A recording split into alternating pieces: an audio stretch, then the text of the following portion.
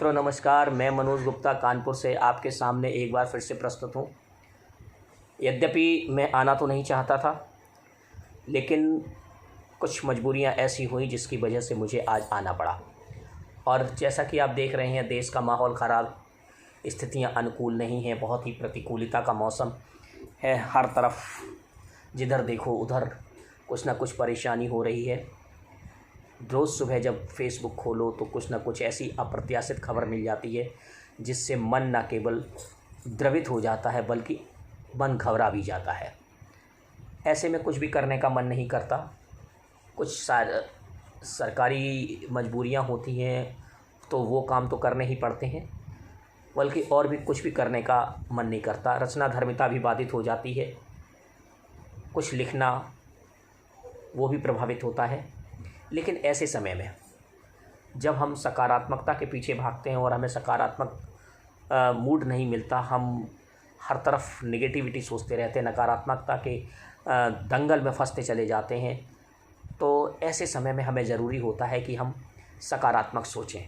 लेकिन ये जो न्यूज़ चैनल वाले हैं, मैं केवल आपसे इतना ही कहने आया हूँ आज कि जो न्यूज़ चैनल वाले हैं, हम अगर सकारात्मक होना भी चाहें तो सकारात्मक नहीं हो पाते हैं।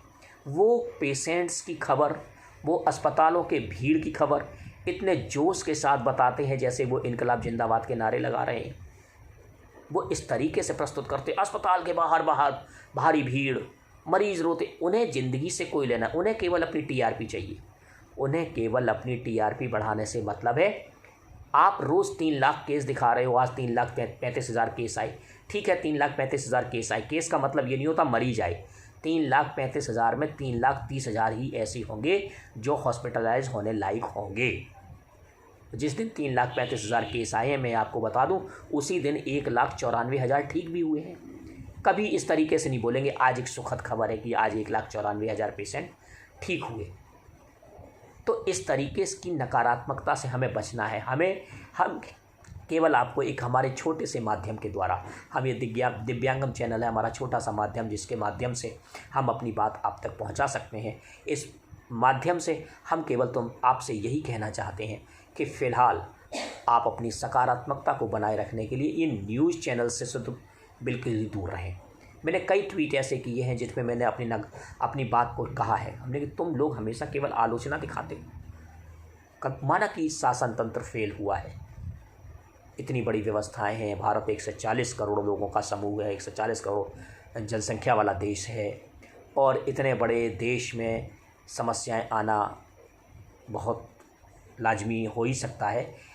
और लेकिन देखिए, किसी के लिए एक का जाना एक आंकड़ा हो सकता है, लेकिन उस परिवार के लिए जिसके घर से कोई जाता है तो उसके लिए तो वो उसकी दुनिया होती है। तो इसलिए ज़रूरी हो जाता है कि हमारे लिए एक एक जीव, हमारे लिए एक एक व्यक्ति उतना ही महत्वपूर्ण है जितना कि कोई दूसरा। इसलिए हम आंकड़ों के फेर में ना फंसें। हम इस महामारी का मुकाबला करें, हम घर के अंदर रहें। देखिए, जिस तरीके से लूडो खेलते हैं हम, लूडो में एक गोटी होती है। लूडो की गोटी अपने घर में जब तक रहती है तो उसको कोई गोटी मार नहीं पाती है। एक छोटा सा उदाहरण है। तो आप जब तक घर में हैं, आपको कोई छू नहीं पाएगा। आप मददगार भी रहें लोगों के, आप मदद घर से बैठकर कर सकते हैं। अब कहो कि मदद कर कैसे सकते हैं? किसी को भीख देने से मदद करने का मेरा मतलब नहीं है। मेरा मतलब सीधा सा है, अगर आपके घर कोई काम वाली आती है तो आप उसकी मदद कर सकते हैं। आप पूरे अपने विचारों के माध्यम से उसकी मदद कर सकते हैं। उसको ये सजेशन दे सकते हैं कि देखो भाई, बाहर माहौल ऐसा है, तुम खुद को बचा के रखना, और तुम अगर नहीं खुद को बचा के रखोगी तो हम तुम्हें कैसे अपने यहाँ बुला पाएंगे। इस तरीके से वैचारिक मदद भी दी जा सकती है। ज़रूरी नहीं होती है कि हम किसी की आर्थिक मदद करें। हम घर बैठे, आजकल इतना सोशल मीडिया इतना हावी है कि सोशल मीडिया के माध्यम से हम अपनी बात पल भर में हज़ारों लोगों तक पहुंचा सकते हैं। जिस तरीके से हमारा एक कवि कुल परिवार एक इस समय काम कर रहा है कि देश भर के कम से कम हम लोगों ने 300 कवियों को जोड़ रखा है, और महाराष्ट्र से लेकर यानी कश्मीर से लेकर कन्याकुमारी तक जहाँ भी कोई पेशेंट नीडेड होता है, जिसको ज़रूरत होती है, उसमें चाहे कानपुर हो, चाहे उड़ीसा हो, चाहे देहरादून हो, चाहे जम्मू हो, हर जगह के पेशेंट्स की खबर वहाँ का आदमी अपडेट करता है। तो हम लोग अपने माध्यम से उस बात को सुलझाने का प्रयास करते हैं। उसको अगर ऑक्सीजन नहीं मिल रही है, उसको अगर बेड नहीं मिल रहा है, उसको अगर रेमडेसिविर इंजेक्शन नहीं मिल रहा है, तो ये यद्यपि ये हमारे कार्यक्षेत्र का काम नहीं है, लेकिन हम इन चीज़ों के माध्यम से एक दूसरे के मददगार हो सकते हैं। हम घर के अंदर बैठकर, हमारे हाथ में मोबाइल है, हमारे हाथ में सूचना का इतना परिपक्व माध्यम है जिसके माध्यम से हम अपनी बात को हज़ारों लोगों तक पहुंचा सकते हैं। तो इसलिए ज़रूरी हो जाता है कि हम नकारात्मकता से बचें। हम आपको सीधी सीधी एक सलाह देंगे कि न्यूज़ चैनल बिल्कुल मत देखें।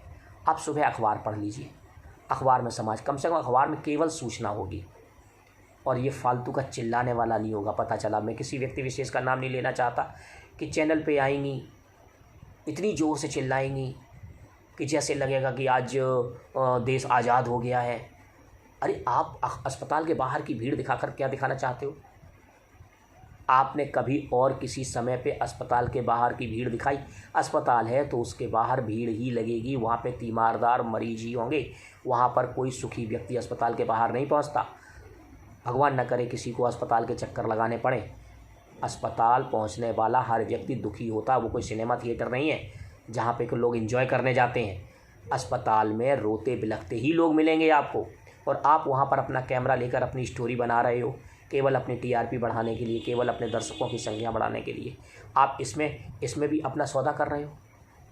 हिंदुस्तान में मौत चारों तरफ हर गली में विचरण कर रही है, कहीं भी दिख रही है। जहाँ जब देखो सुबह कुछ खुलता है, कोई ना कोई अपना आत्मीय, कोई ना कोई चला जाता है। जब ऐसी प्रतिकूल परिस्थितियां हैं, जब ऐसा माहौल है, तो ऐसे माहौल में हमें सबसे पहले तो निगेटिविटी से बचना है, नकारात्मकता से बचना है, क्योंकि नकारात्मकता भी हमारी इम्यूनिटी को कमज़ोर करती है। हम जितने सकारात्मक रहेंगे, हम अपने परिवार में रहें, अपना घर का आंगन सबसे अच्छा, घर का आंगन सबसे अच्छा, घर में रहिए, अपने बच्चों के साथ ऐसे काम करिए, खेलिए। और बच्चों को कतई किसी भी हालत में, बच्चों को इस तरीके की, मैंने देखा है बच्चे बड़े सहमे सहमे से रहते हैं, उन्हें नहीं पता कि भयावता क्या है, उनको जानकारी ही नहीं है। कुछ लोग इसमें भी अपने अपने धंधे कर रहे हैं, कोई सिलेंडर 20,000 का बेच रहा है, तो खैर ये तो दूसरी बातें हो गई, कालाबाजारी ये तो चलती रहेगी। और ये मनुष्य की मानसिकता इतनी गिर चुकी है कि आदमी को कोई फ़र्क नहीं पड़ता, उसे केवल अपने व्यापार से काम। अगर जब कभी खून की बोतल 5-5 हज़ार बिकती थी, अभी भी बिकती है, लोग मजबूरी का फ़ायदा उठाते हैं। और एक दिव्यांग समाज बहुत अच्छी तरीके से जानता है कि मजबूरी का फ़ायदा लोग कैसे उठाते हैं। तो मैं सिर्फ़ एक छोटी सी बात यही कहना चाहता हूँ कि आप स्वयं को नकारात्मक विचारों से बचाएं और न्यूज़ चैनल बिल्कुल ना देखें। मेरी बात समझ में आई हो तो बहुत बहुत धन्यवाद, आगे भी बढ़ाइएगा। बहुत बहुत धन्यवाद।